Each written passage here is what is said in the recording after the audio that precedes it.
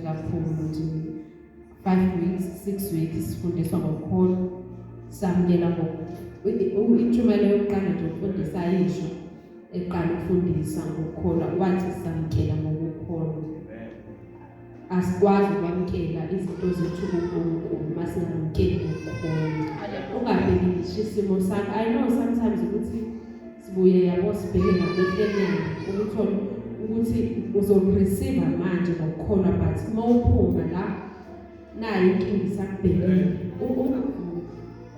nangomlomo wakho ungavumi ukuthi ukuphimisele lokho okuphambene nalokho okuthola la amen bazalwane ungayivumi nje doubt ngisho ulimi lakho lijwayele ukuthi ngisho wenza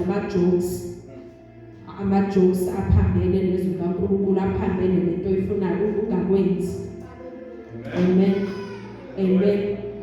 ngisho ngiyazi ukuthi sometimes ulimi lwethu liyajwayela ukukhuluma into bese sesijwayele ungasho nokuthi imali anginayo ungafuna nje ukatharisha izinto nje ongayifuni empilweni yakho amen ungakuvumeli ungabi nokholo idoubt ungayivumeli amen haleluya siyambonga kakhulu uNkulunkulu uyasithanda uNkulunkulu bazalwane God loves us uyasithanda ngempela amen sizofunda uGenesis 8 ngiyabingelela umfundisi uNkulunkulu sizofunda uGenesis 8 verse 20 and 21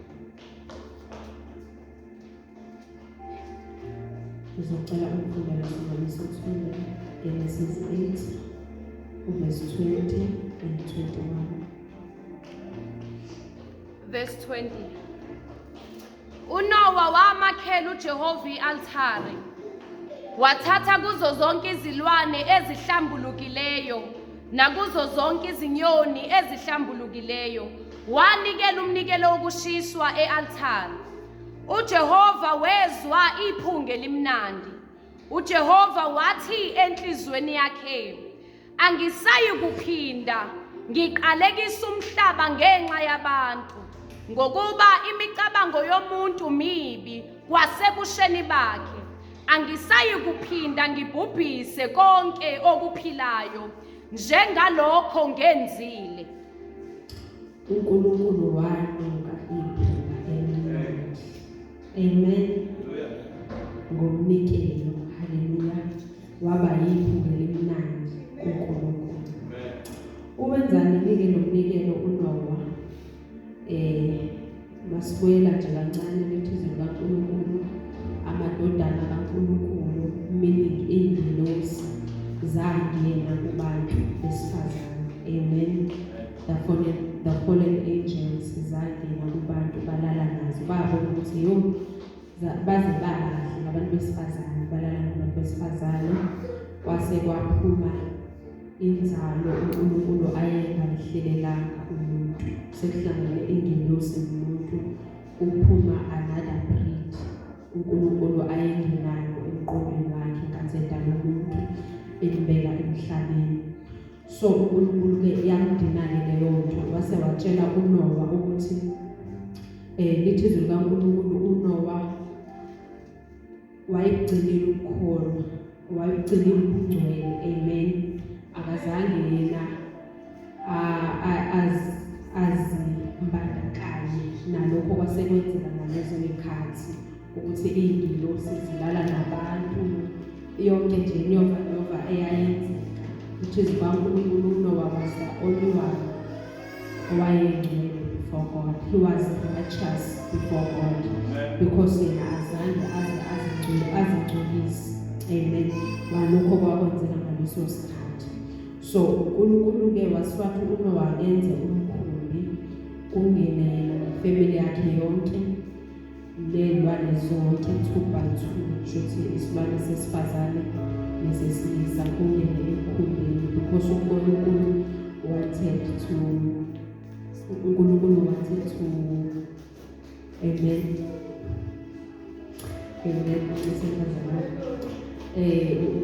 kwangena 2 by 2 because uNkulunkulu wanted ukuthi agcine insalo haleluya remnant because wayengakaqedi haleluya ngumuntu nakuhlelela umuntu emhlabeni. Haleluya. So wawakha-ke uNowa umkhumbi wangena thizu kaNkulunkulu, uNkulunkulu wehlisela i-flood emhlabeni.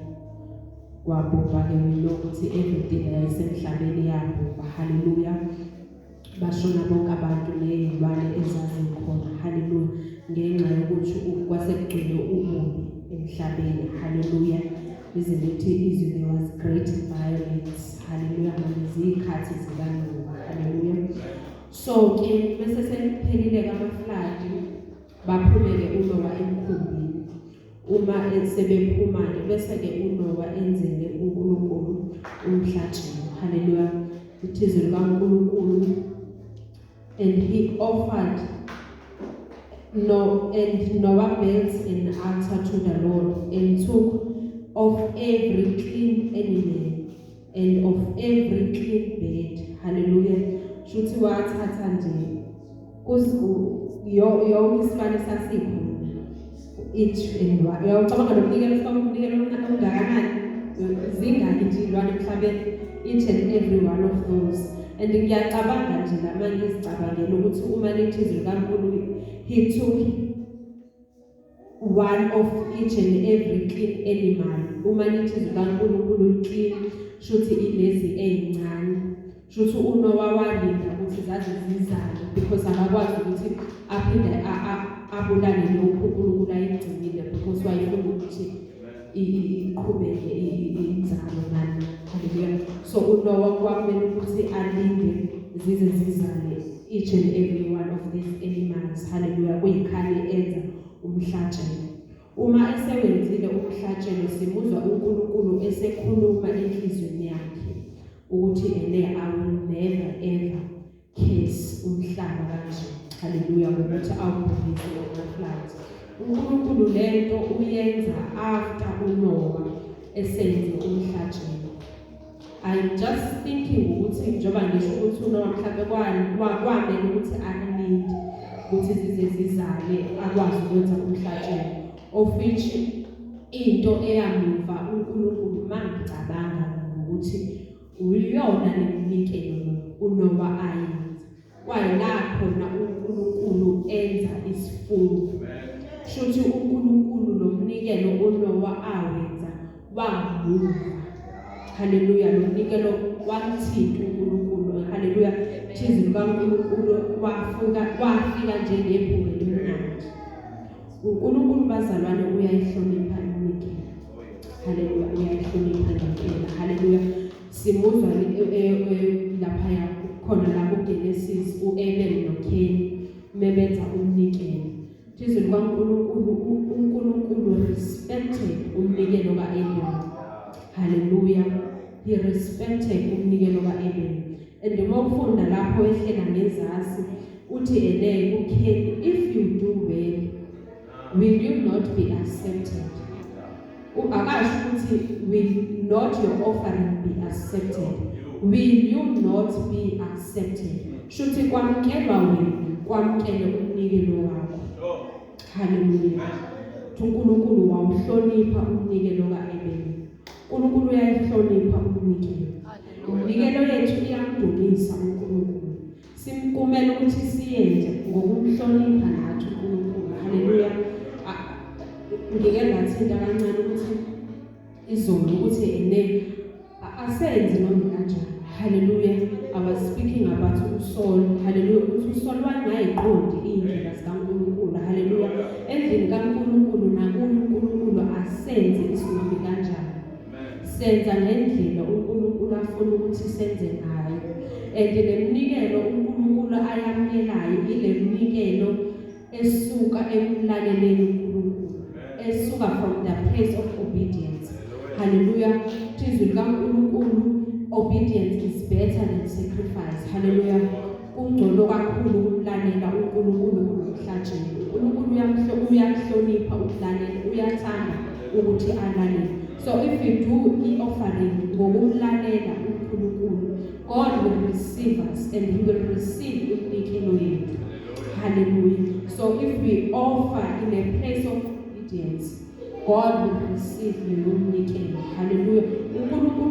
lokhu lapho uSawuli ayingenzanga izwi likaNkulunkulu.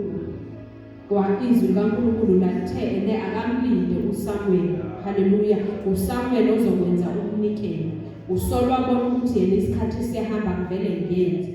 Njoba ngisho ukuthi endlini kaNkulunkulu nakuNkulunkulu kunezindlela zikaNkulunkulu uNkulunkulu uyayihlonipha.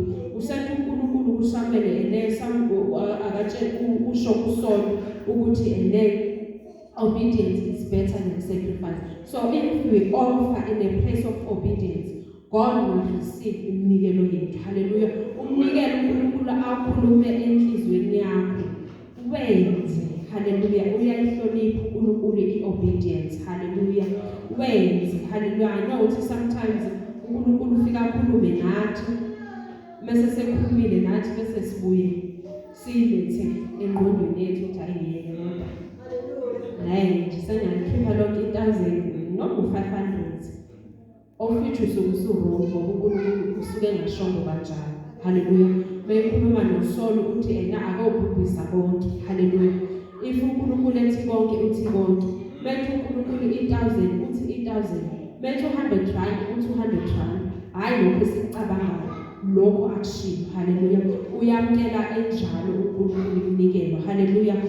uNkulunkulu uyamkela iminikelo esuka othandweni. Hallelujah. From the place of love. Hallelujah. Ngoba kusuke sitshengisa uma sinikela ukuthi siyamthanda uNkulunkulu futhi nomsebenzi wakhe siyamthanda. Hallelujah. Because if sinikela endlini kaNkulunkulu lokho suke sitshengisa ukuthi siyamthanda uNkulunkulu ngoba leyo minikelo isuke izokwenza umsebenzi kaNkulunkulu. Hallelujah. So if we offer ngaleyo ndlela those things, love and obedience, uNkulunkulu uyanyakaza. Hallelujah. Mele sifike kule point lapho nasinikela uNkulunkulu aze anyakaze. Hallelujah. Iminikelo yethu provoke uNkulunkulu. Hallelujah. Hallelujah. Naku Abraham uze uNkulunkulu ukhuluma kuAbraham ngoba eseyenzile umnikelo. Hallelujah. Ukuthi with a blessing I will bless you, with multiplying I will multiply you. uNkulunkulu ukhuluma after esenze umnikelo kuAbraham. Hallelujah. And nalabo Noah siyabona ukuthi uNkulunkulu ukhulume after uNoah esenzile umnikelo. Hallelujah. Mele sifike kuleli point lapho ukuthi noma uNkulunkulu ethule ngasho lutho kodwa bese sinikele ngale ndlela ukuthi aze anyakaze, methule aze akhulume. Hallelujah. Hallelujah. uNkulunkulu uyayihlonipha umnikelo, iyamdumisa iminikelo yethu. Hallelujah. Singasondela sizonikela. Amen.